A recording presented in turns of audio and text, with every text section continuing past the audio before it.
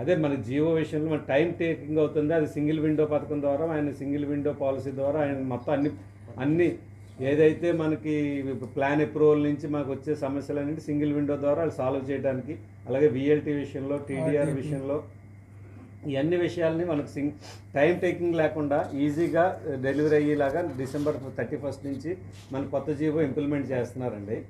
మేము ఏదైతే కోరుకున్నామో అవన్నీ అందులో ఇంప్లిమెంట్ అవుతున్నాయి. దాన్ని మనకి ఏదైతే 31 Decemberకి ఇస్తున్నారో ఆ ప్రాసెస్ని కంటిన్యూ చేయగలిగితే మాకు హ్యాపీ అండి.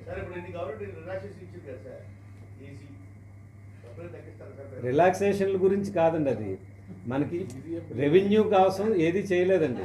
ఈజీ డూయింగ్ బిజినెస్, ఇప్పుడు ప్లాన్ అప్రూవల్ పెట్టామనుకోండి 2 months పట్టేస్తుంది. మళ్ళీ ఈసీ అప్లై చేసామనుకోండి, మన ఆక్యుపెన్సీ అప్లై చేసామనుకోండి దానికి ఒక 2 నెలలు పడుతుంది. హౌస్ ట్యాక్స్ పెట్టామని అలాగా ఈ యొక్క ప్రాసెస్ కోసమే మాకు 6 నెలల